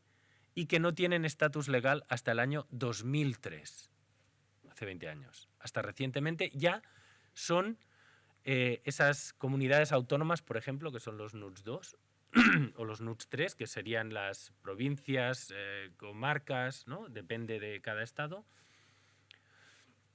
Eso se exige para los nuevos miembros que estén organizados de forma multinivel. Estupendo. Decíamos, el artículo 300 del Tratado de Funcionamiento de la Unión Europea hace referencia al Comité de las Regiones. Y aquí es donde voy a empezar a ser más provocador si cabe, ¿vale? ¿Provocador o preocupado a la vez? Luego deciden ustedes. El Comité de las Regiones, no les voy a contar mucho, ya saben seguramente lo que es, pero representa a los entes locales y regionales. Se llama Comité de las Regiones Pero eso no es del todo cierto, porque se debería llamar Comité de las Regiones y las ciudades y los gobiernos locales, ¿vale? Representa a regiones y entes locales. Está formado por 329 miembros titulares y otros tantos suplentes. A España le corresponden 21. Esos 21 de España son las 17 comunidades autónomas, más 4 gobiernos locales, 4 ciudades. Actualmente, tras las últimas elecciones locales, los ayuntamientos de Barcelona, Jerez, Las Palmas y Madrid. ¿Vale? Bueno, pues ahí está la voz de los gobiernos locales en el proceso de integración. La voz formal, pero la voz formal, vemos que no aparece los gobiernos locales en las instrucciones y que esa voz formal corresponde a un órgano cuyas resoluciones, cuyo resultado, cuyo impacto es limitado, porque son no vinculantes. No vinculantes. Si es verdad que están obligadas las instituciones europeas a consultar al Comité de las Regiones cuando afecta la legislación que se apruebe a sus asociados, a las regiones, a los gobiernos locales. Está obligado a preguntar, no está obligado a hacerle caso, ¿vale? Por lo tanto, la voz de los gobiernos locales en Europa es débil y eso, ¿no?, nos lleva a lo que en el fondo es el núcleo o debería ser el núcleo de la presentación, que es cuál es la Agenda Urbana Europea. O en el título que se me había puesto, la Agenda de la Unión Europea en relación con los gobiernos locales. Pues bien, la Agenda de la Unión Europea en relación con los gobiernos locales nace muy recientemente, nace del Pacto de Ámsterdam del año 2016. 2016, hace 7 años, 8 años. Está inspirado en la Carta de Leipzig del año 2007.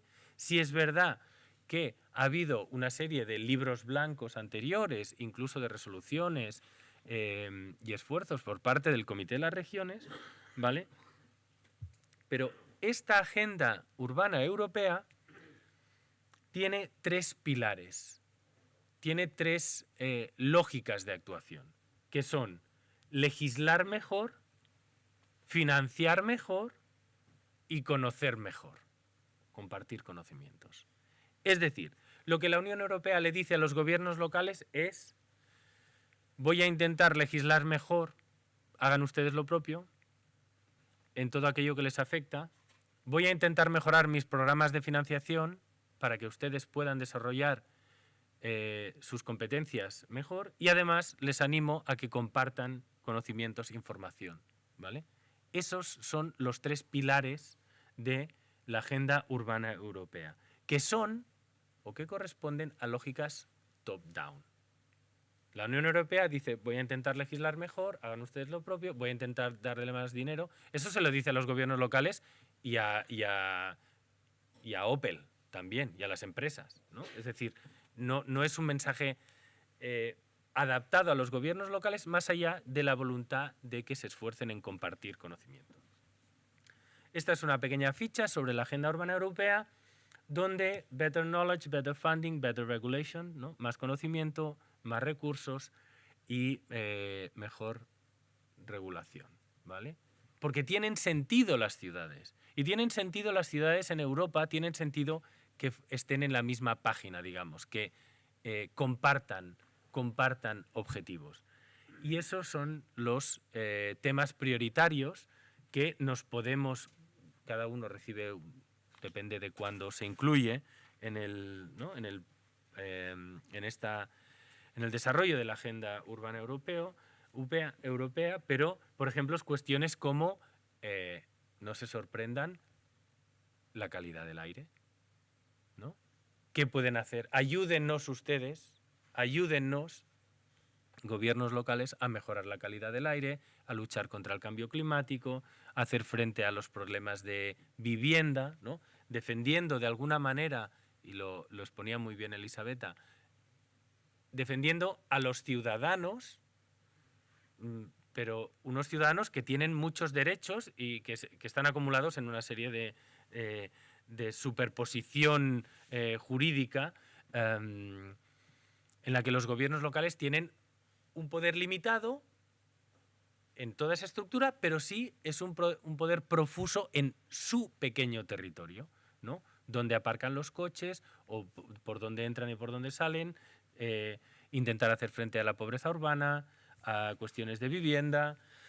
Perdón, creía que me ibas a sacar una tarjeta. No, Por ahora no. de momento no. ¿Cuánto? Vale, ok. Tengo unos Tienes minutos. 7 minutos. 7 minutos, vale, perfecto. Bueno, la Agenda Urbana Europea. Esta es la Agenda Urbana Europea. Este era el cometido. Esto es lo que de algún modo les quería contar. Que son importantes, pero que la Unión Europea dice, les pide better knowledge, better funding y better regulations. Son muchas en realidad las iniciativas que, top-down también, desde la Unión Europea se conmina a los gobiernos locales a trabajar de una cierta manera, en una cierta dirección. Esos 3 pilares de la Agenda Urbana Europea, pero cada año se celebra la Semana Europea de Ciudades y Regiones, con el Comité de las Regiones y DG Regio. Se han creado figuras jurídicas que son muy interesantes y que no voy a entrar, como son las eurociudades, por ejemplo, o las agrupaciones europeas de cooperación territorial, que en el fondo sirven para difuminar las fronteras, ¿vale? Para que colaboren gobiernos locales o regionales a ambos lados de la frontera, difuminar las fronteras intraeuropeas, ¿vale? O la European Urban Initiative, para transferir conocimientos de una ciudad a otra. Lo que funciona en Barcelona quizás puede funcionar en Roma o en París, ¿vale? Igual que Urbact, ¿vale? Y menciono ESPON porque hace referencia este observatorio a las ciudades pequeñas y medianas. Y es interesante porque cuando pensamos ciudades siempre pensamos en Barcelona, que es preciosa, o en Londres o Nueva York, pero hay otras ciudades, otros gobiernos locales que son importantes también para poder hacer frente a lo que el artículo 2 del Tratado de la Unión Europea menciona, que es la cohesión económica, social y territorial. ¿Vale? No me entretengo más. Te voy a pedir unos minutos de más. ¿Vale? Iniciativas, instrumentos, claro, legislativas, digamos, ¿no? Actividades, pero ¿y la pasta? Perdón, ¿y el dinero? ¿Y la financiación? Porque aquí sabemos todos de lo que estamos hablando, ¿no? El dinero, en el actual marco financiero plurianual 2021-2027, este asigna 392.000 millones de euros a la política de cohesión de la Unión Europea. La política de cohesión no es para los gobiernos locales, no toda, pero sí una parte. Una parte de esos 392.000 millones, que son 226.000 millones, son para FEDER, para el Fondo Europeo de Desarrollo Regional. Y así es como la Unión Europea se gasta dinero en sus gobiernos locales, en sus gobiernos regionales, en mejorar las condiciones y en fomentar la cohesión económica, social y territorial, que esta fue la última que se incorporó, ¿vale? Ese marco financiero plurianual se ha visto, digamos, influido, sobrepasado, revisado por los Next Generation EU. La crisis del COVID obliga a la Unión Europea a ser útil, perdón por ser así de crítico, porque quizá no había sido muy útil a sus Estados miembros en la crisis de 2008. Esa crisis bancaria, ¿no? Grecia, a su suerte, rescaten ustedes a sus bancos, cada uno. La Unión Europea es, digamos, poco proactiva en esa crisis anterior y decide ser más proactiva y, atención, a mutualizar deuda, a contraer una hipoteca todos juntos, ¿vale? Los Next Generation. 800.000 millones en los próximos años. Pero en estos Next Generation, y en el fondo también para FEDER, y veo aquí caras de gente conocida que sabe más que yo de FEDER, en estos instrumentos los gobiernos locales son implementadores. At best, que dicen. Implementadores. Con poca capacidad más allá de eso, ¿vale? Y pongo aquí algunos ejemplos, en las referencias al final hay más. Bueno, ya lo verán. Pero cuando se ha preguntado a los gobiernos locales ¿qué tal, cómo va Next Generation?, han dicho, se supone que me va a llegar mucho dinero, pero no es tanto. Y además, el que me mandan me dicen exactamente lo que tengo que hacer con él. No puedo elegir. Earmark se dice eso, ¿no? En inglés. Y los análisis que se han hecho, por ejemplo, desde Eurocities, la principal red europea de ciudades, o el CIDOB, cuyo programa que tiene un programa de ciudades globales, ¿no? Muy interesante, su análisis sobre los Next Generation y el papel de los gobiernos locales en la pandemia es que los gobiernos locales han sido importantes, un actor, digamos, frontal para parar o paliar los efectos de la pandemia y, sin embargo, con un papel de implementadores. ¿Vale? Y termino. Termino básicamente con algunas reflexiones. Obviamente, las ciudades, los gobiernos locales se organizan en redes, y hacía referencia a ello Elisabetta, ¿no? Probablemente las dos más importantes a nivel europeo, hay otras a nivel mundial, ¿vale? Son Eurocities y el Consejo Europeo de Municipios y Regiones, ¿vale? Y si no me equivoco, Galcerán, Marta, esta tarde les va a hablar de las redes y, como digo, lo va a hacer mejor que yo. Pero cada vez que se les pregunta a las redes o a los alcaldes o a los gobiernos locales, la respuesta tiende a ir en la misma dirección. Y es, queremos ser más importantes. No nos hacéis mucho caso. Eurocities lanza una campaña para las elecciones europeas ahora dentro de un par de meses, ¿no? Diciendo, a better Europe starts in cities. Una mejor Europa empieza en las ciudades. Necesitamos a las ciudades. Las ciudades no tienen nada que ver con las elecciones europeas, más allá de, ¿no?, animar a la participación, ¿vale? Y no solo eso, sino que a principios de este año la Brussels Declaration of Mayors, la declaración de alcaldes que se celebró en Bruselas bajo la presidencia belga, después de la española, la presidencia belga es todavía la actual, ¿no?, si no me equivoco, sí, presidencia belga del Consejo de la Unión Europea. En esa declaración, les animo a que la lean, los alcaldes, los gobiernos locales dicen, hágannos caso, por favor. Nos gustaría ser más importantes, hágannos caso. Y ya termino. Y termino con con dos grandes, unas reflexiones, como decía, que eran, el objetivo es que fuesen algo provocadoras, ¿no? Pero también quizás fruto no ya tanto de mi provocación como de mi preocupación, ¿vale? Y es que en un contexto como el actual, un contexto global marcado por el conflicto, por las guerras, los gobiernos locales tienden a tener menor protagonismo internacional. Apártense, no molesten. ¿Pueden hacer cosas? Sí. Pero en un contexto marcado por el conflicto, por la guerra, nuestros líderes nos empujan a una concepción realista, jovesiana, de las relaciones internacionales. Y esa lectura obliga a lógicas de suma cero y premia el protagonismo de los estados por encima de todo, ¿no? El principal problema es la seguridad y el principal actor son los estados. Eso dificulta la acción internacional de los gobiernos locales. Y por otro lado, esos alcaldes, ese comité de las regiones consultivo, viene advirtiendo de los peligros de la recentralización. Porque son diversos factores los que parecen empujar a que tengamos menos democracia o peor democracia. Y esta de verdad es la última idea. Menos democracia porque si bien los gobiernos locales y regionales piden devolution, lo decía el profesor Fon antes, ¿no? ¿Cómo hacer que las ciudades sean mejores, que sean más útiles, que ayuden más a sus ciudadanos? Con más competencias y con más recursos.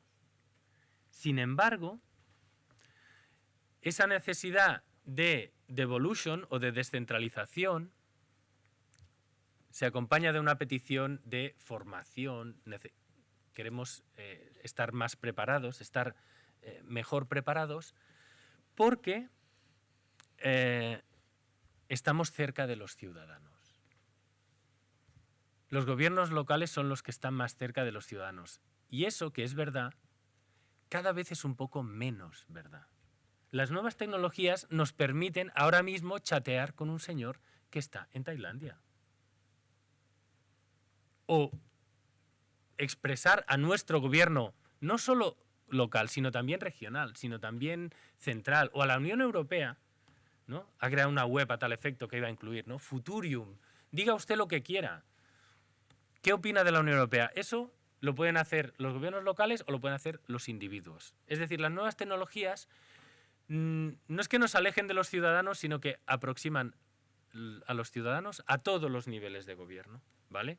Y además parece que tenemos cierta predilección por escuchar las noticias falsas. Más allá de las capacidades y el desarrollo de la inteligencia artificial, las noticias falsas están cada vez más presentes en nuestras vidas y lo están, y lo señalaba hace poco International IDEA, ¿no? un think tank, están cada vez más presentes y eso debilita nuestras democracias.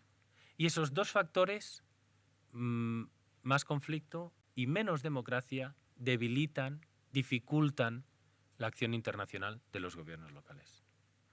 Y ya me paro ahí, lo siento.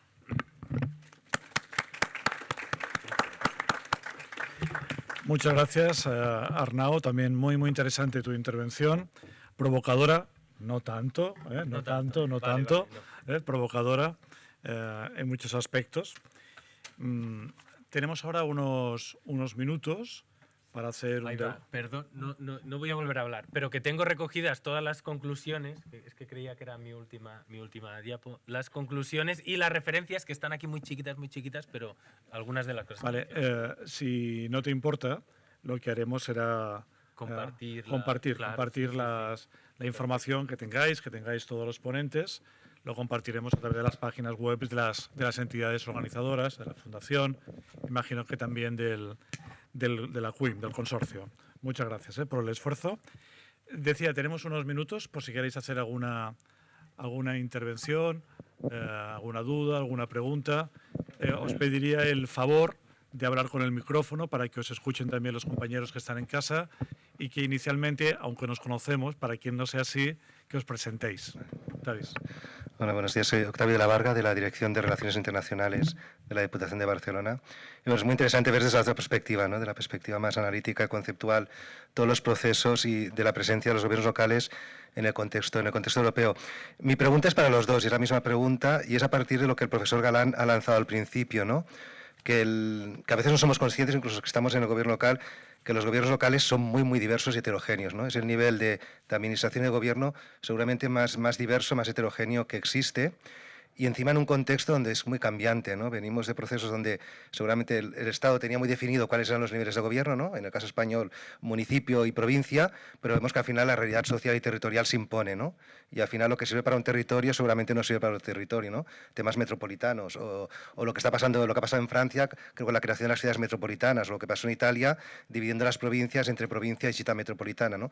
Por tanto, yo creo que esta diversidad, era la pregunta para los dos, sería si esta diversidad, heterogeneidad es lo que hace pues que sea difícil responder a los retos que planteaba Elisabetta, porque es una realidad eso diversa y cambiante y evoluciona y cada vez evoluciona más rápidamente, y el hecho de esa indefinición que aparezca que tú planteabas, Arnau, en todo el proceso de integración europea, ¿no? Que nadie se atreva a definir exactamente, a ver, obviamente es el concepto, ¿no? Pero qué entendemos por gobierno local en el ámbito de los tratados, etcétera, ¿no? Para evitarse ciertos problemas, ¿no? Básicamente eso.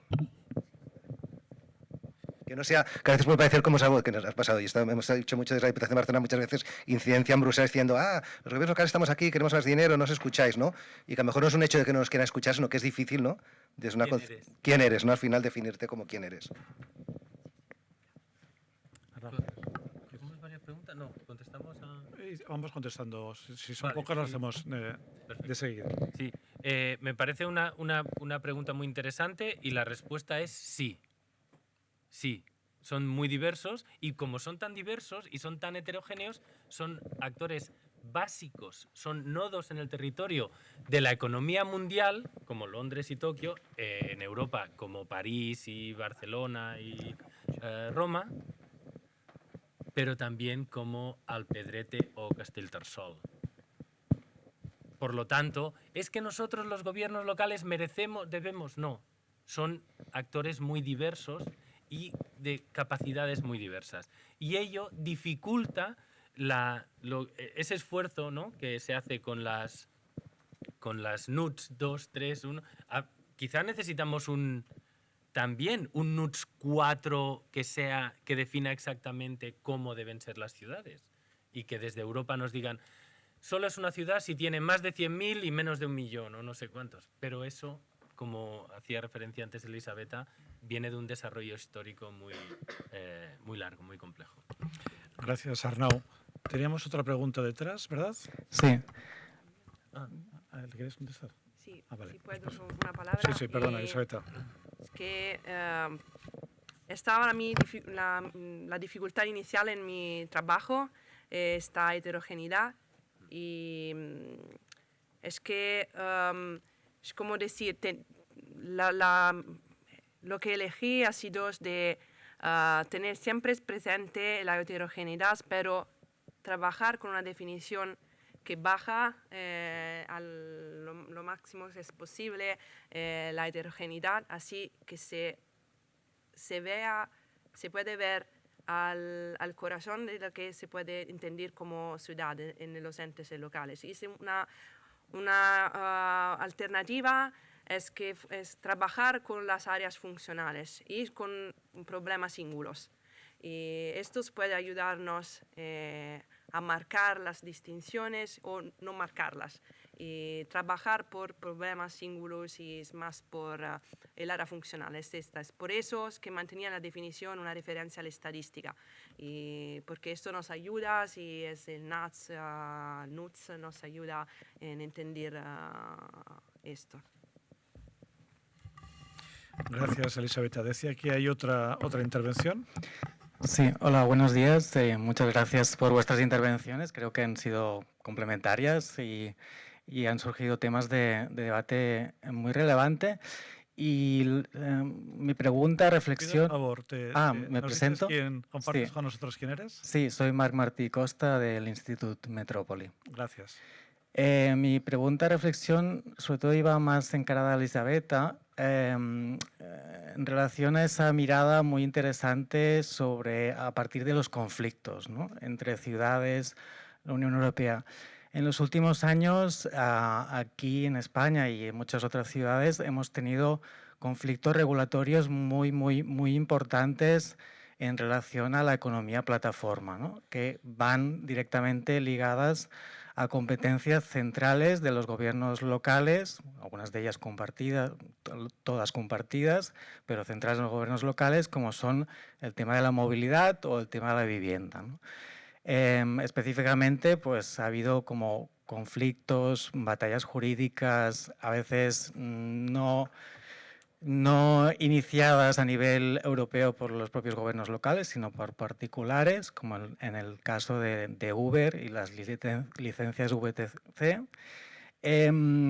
Pero la sensación es que la Directiva de Servicios de la Unión Europea en general ha dejado a los gobiernos locales bastante desprotegidos o desregulados frente a estas nuevas economía y estas empresas que se aprovechaban precisamente de ese marco regulatorio europeo y en gran parte la falta de regulación estatal en estos ámbitos, ¿no? Y los gobiernos locales que han visto en primera persona las consecuencias, ¿no?, en parte negativas, las externalidades negativas en temas de derecho a la vivienda o de movilidad que generan estas actividades, han tenido que hacer un gran esfuerzo regulatorio de presión, tanto a nivel nacional a nivel europeo, ¿no? Así, la reflexión es, seguramente el papel de la Unión Europea tiene una relevancia muy importante en términos de política de cohesión a través de los fondos de cohesión, pero a nivel económico regulativo ha desempoderado los gobiernos locales. Una pregunta es, ¿cómo lo veis vosotros? ¿Lo veis así o no? Gracias. Gracias. Y estoy de acuerdo y, ¿cómo decirte? Para mí es verdad que la directiva servicios, como está entendida en casos urbanos, como en el caso de Uber, vas a conseguir, no nos ayuda a entender los derechos como urbanos.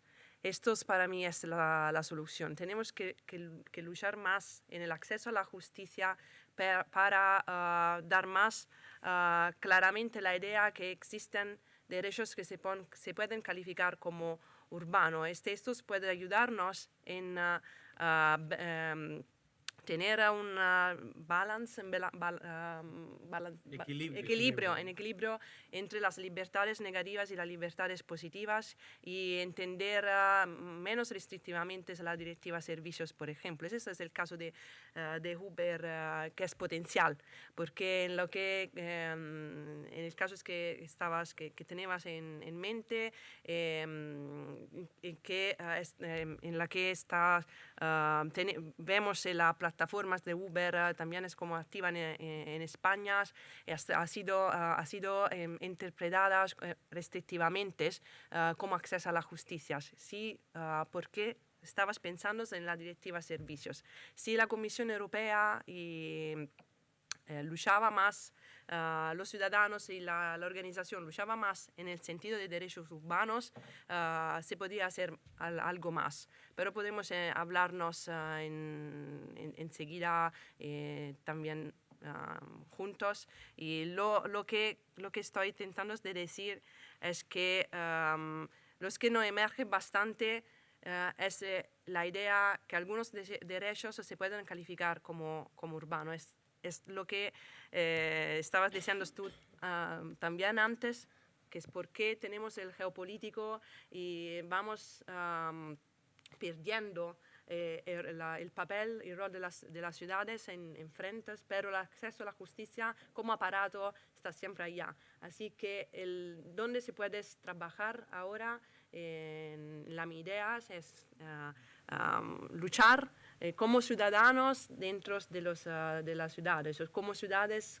en el sentido weberiano que son asociaciones, y cuando tenemos recursos financieros y también luchar para las expectativas legítimas, o cuando tenemos que representar o no asociaciones comerciales como pueden ser los taxistas, tener la idea que los derechos se pueden calificar al derechos al medio ambiente, por ejemplo, se puede tratar como un derecho al medio ambiente urbano, y que no es algo que siempre sale. Y está un caso en la ciudad de Bruselas en que emerge, es un envío prejudicial. A mí es solo prejudicial, pero en el caso el derecho al medio ambiente o al desarrollo sostenible se va calificando como urbano. Y yo no quería dar la idea en mi ponencia que soy pro-Europa, ¿okay? Porque cuando me preguntaron de hacer el doctorado con este tema, estaba muy preocupada porque la impresión era esta: no hay nada en el ordenamiento de la Unión Europea que me ayuda a imaginar si existe o existe la política urbana de la Unión Europea. En aquel momento digo, ok, bajamos en las ciencias políticas, en las sociologías, vemos la definición. En el mientras voy buscando casos potenciales de acceso a la justicia que no tenían orden. ¿Okay? Estaban muchas referencias a los residuos urbanos, el medio ambiente urbano, el desarrollo sostenible, pero sin una planta clara. ¿Okay? Y una vez que he regresado en esta idea, es que surgen el papel de las ciudades en la definición, todos ganan más orden.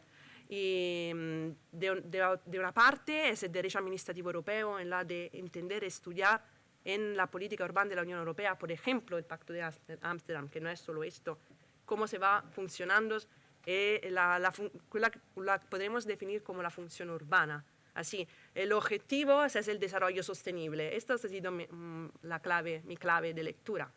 Desarrollo sostenible. No tenemos nada en los tratados europeos de urbanos, pero si el urbano es desarrollo sostenible en el sentido integrado, así tenemos el desarrollo sostenible, sí que los tenemos también en el artículo 3. Y así esto es importante, es el objetivo. Después, las competencias, los niveles de gobiernos y las atribuciones concretas, las funciones administrativas, y ya están, también en Better Funds, Better Knowledge, Better Regulation, los tenemos, y se puede estudiar cómo las redes urbanas pueden funcionar, casi como agencia de la Unión Europea en algunos casos y bajo algunas condiciones, y los destinatarios.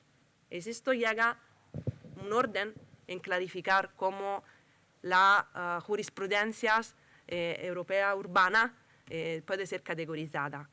Y para mí se contesta en decir, vamos a pensar cómo los derechos fundamentales, algunos, y el medio ambiente, al aire, la calidad del aire, se pueden calificar como urbano. Esto puede ayudarnos en enfocar mejores la normativa europea también, como la directiva de servicios, que muchas veces hace mal a las ciudades. Sí, ¿puedo? Solo una Sí, idea pero rápida. Arnau, un poco breve porque Sí. es que nos estamos pasando de tiempo y tenemos una pregunta más. Perfecto. Solo rápidamente, tengo la sensación que, y probablemente no soy el único, que la directiva de servicios no le han preguntado a los alcaldes, ¿verdad? Pues eso. Solo la voz de los gobiernos locales, que, insisto, no es que no sean útiles, no es que no sean maravillosas, es que es un órgano consultivo y parece en algunas de estas directivas tan importantes como la directiva de servicios que no se han tenido en cuenta, la voz de las ciudades. Eso. Ayudadme que me estreso, porque el tema es muy interesante, hay intervenciones presenciales, pero también hay una intervención online que me gustaría darle paso para los compañeros que nos están siguiendo pues desde sus casas o sus oficinas, ¿no? Y si os parece sería ya la última de las preguntas. No se identifica, no me aparece al menos el nombre de la persona, en todo caso se lo agradezco, y la cuestión que plantea es si sería posible o aconsejable el reconocimiento de legitimación activa a la ciudad para tener acceso directo al Tribunal de Justicia de la Unión Europea. Y pone algunos ejemplos en los que, en su opinión, pues podría ser útil que la ciudad tuviera esta legitimación activa, ¿no? Por otro lado, claro, entiendo que en el caso de que se reconociera, habría que definir previamente qué se entiende por ciudad, Claro. ¿no? Que será claramente un concepto autónomo de derecho de la Unión Europea, desligado de los derechos nacionales, como algo similar a lo que sucede con el concepto de órgano jurisdiccional. Pues si os parece, compartimos alguna última reflexión breve sobre esta cuestión y damos ya por concluida la mesa. Y la respuesta es sí, y es como el caso que mencioné antes sobre la ciudad de Madrid y las otras dos. Demuestra los que tenemos que tener en cuenta es, uno, la definición de ciudad, y en estos casos eran los municipios, y claro. Y así que se van comportando como asociaciones en este caso, porque el artículo activado es el 263, apartado 4 del Tratado sobre el Funcionamiento de la Unión Europea. Y eso es un caso muy eclatante y que llegó así favorablemente en la primera instancia y no en la segunda. Y sobre los fondos, los recursos financieros podríamos tener casos. Y están casos. No de legitimación activa, pero que llegaron en reenvío prejudicial, pero es que dan la idea en la que la ciudad tiene expectativas legítimas en la manera en la que llegan a obtener recursos financieros o en la manera en la que van a gestirlas. Y en mi libro voy a analizar, por ejemplo, los Alternative Dispute Resolutions en los recursos, en el management de los recursos financieros. No son el acceso a la justicia directas, pero son algo extrajudicial que no da la idea del rol activo. Esto se puede ver en la gestión de algunos recursos financieros por la ciudad, y en el Urban Innovative Actions o a través de lo Urban Development Group, que es una estructura administrativa que se puede estudiar en la governance de la agenda urbana de la Unión Europea. Sí, la mía contesto es positivamente, es que tenemos que intentar algo más en el acceso a la justicia como gobiernos locales. Gracias, Elisabetta. Arnau. Sí, no, comparto la respuesta en gran medida, pero efectivamente eso obligaría a categorizar, a jerarquizar, ¿no? ¿Qué es una ciudad europea o quién puede acceder a la justicia más allá de un gobierno, el que sea, que funciona a modo de asociación o colectivo que defiende defiende los derechos de sus ciudadanos por ser europeos. Pero no damos así tan importancia. La definición, necesitamos la definición porque nos ayuda teóricamente, pero como no es importante para mí que el Comité de las Regiones por el momento no tiene también el nombre de los gobiernos locales por dentro, y también no hace falta y si no tenemos claramente la idea de quién a nivel a cada estado, el gobierno local que puede acceder a la justicia, si sea el municipio o el área metropolitana, o sea, si depende de los ordenamientos que vas a establecer que podemos considerar como sujetos activos. Pero si vas a representando intereses urbanos, ya estará la oportunidad por el tribunal de decir algo sobre qué significa derecho urbano e intereses urbanos, y nosotros necesitamos esto. Esta es la mi idea, por dentro del ordenamiento de la Unión Europea. Muchas gracias, Elisabetta, muchas gracias, Arnau. Dos intervenciones, como habéis visto, muy interesantes, que generan debate aquí y en casa de los que nos escuchan. Hacemos una pausa, no muy larga, de unos 20 minutos. Tomamos un café y continuamos después con la segunda de las mesas. Gracias.